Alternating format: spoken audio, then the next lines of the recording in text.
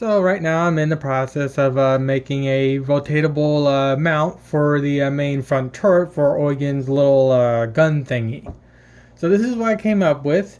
I have a main pivot right here being supported by this right here, and I have a second little stick here that's going to connect to the servo. I think you can kind of get the general idea of what I have in my head. I'm planning to put the servo here or wherever I see fit, and then the little servo will actually attach. Then the servo will attach to this, allowing the turret to more easily actually turn around and not put too much stress on the servo. I'm still going to do some type of support for the bottom pivot right here. That way, so it doesn't move around as much. Granted, I have this. Granted, I have this right here to actually act as a bushing. But again, if this thing will be spinning constant, I don't know how many times this thing will be spinning a day, but over time it will eventually wear. So I have to do some type of reinforcement for this, so the turret doesn't move around when this thing finally wears out. So yeah, my initial idea for this was to actually have the servo attached to this with a little arm going out like so. But since it requires since it requires a little bit more force than I'm comfortable with to turn this thing, the idea of me having this pivot right here being the actual thing that turns it was a smarter decision on my part, and requires a lot less torque to actually move this turret around, especially considering I'm planning on using a 9-gram servo for this whenever I feel like it, whenever I have the ability to get 4 more 9 grams. But for testing purposes, I'm going to be using that servo that came from my remote car to just get the general idea of where exactly I need to place the 9 gram, and also see if my idea actually does in fact work.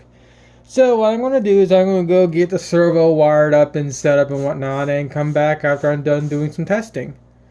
So yeah. My initial intentions with the original setup for the turret did not work. Either I couldn't get the proper leverage, or I was using too big of a servo to get the proper leverage.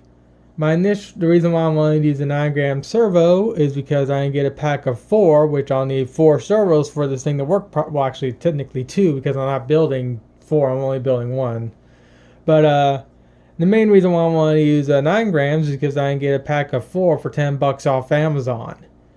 And to get a 25-gram servo, which is the servo I'll be using this thing when I finally get one, because I'm currently using the specialty servo that came with my remote car. It's not a standard servo, so I can't really use it on anything else other than just the ESC it came with. But I'll have to eventually get myself a 25-gram to replace the current servo that's in here. And that's going to be like $10 per servo, so $20 for 2 servos. That's a little steep, especially for something like this. Especially considering something like this, I really don't think I really don't think I'll be using this thing that much. It's just more of a showpiece. But with that said, I went with the solution I did with Congo's turrets, and just basically mounted the servo as far as centered as physically possible on the actual turret itself, so it can properly spin right. And since I'm using a relatively bigger servo to turn this turret around, I don't have the servo doesn't whine or anything. I don't see any problems with it.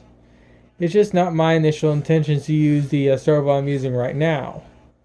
But at least for testing purposes and to see if everything works right, it'll do for now. It'll be a while before I get some 25-gram servos. So for the most part, when it comes to this video, this video series, I might be done for a little while. Granted, I might be able to still build other things, but I really won't be able to get any farther with the electronic part of this build, because I have to get 2 25-gram servos, and I don't see that happening for a little while. But with that said, at least I finally got somewhere with this thing, and I'm fairly happy with it. And if you're wondering where I actually have the electronics, I actually have them in the mouth. I got the battery here, and I got the all-in-one combo unit for the servo right in here. And it hides it pretty nicely too.